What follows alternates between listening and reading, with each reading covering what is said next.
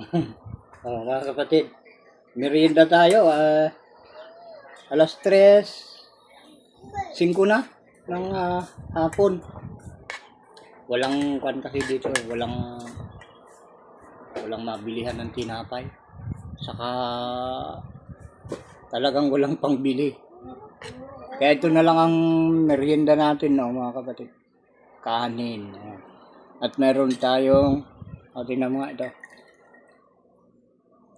Malunggay. Anong gulay ito? Malunggay. Malunggay saka anong tawag dito sa isa? Katuday. Katuday, magkalahok mga kapatid. Panoorin yung mga kapatid ko paano magmuya yung walang ngipin.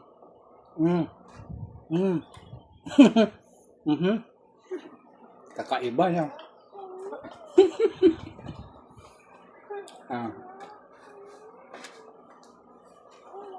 Mabilis lang tayo magmuya.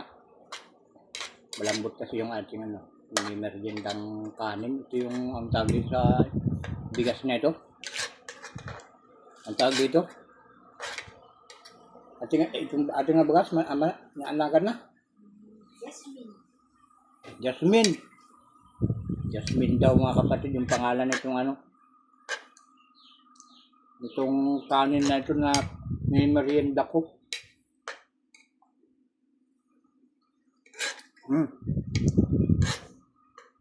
Nakita nyo naman yung pagnguya ng inyong kapatid.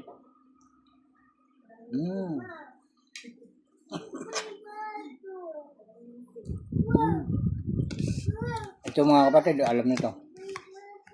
Ito.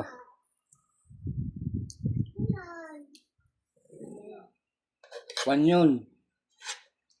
Yung sa Ilocano ladik. Yan, ladik. Sa Tagalog, ang tawag na latik. Latik ata.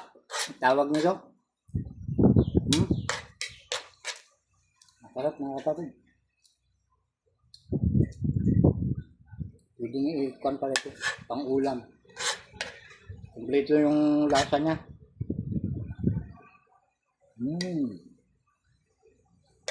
Ano na?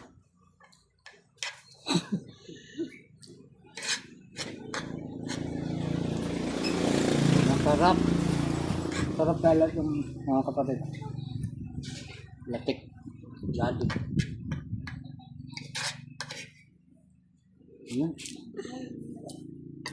Ilan na? 2 minutes pa. Isa pa. Sarap itong merienda tayo. Tulid.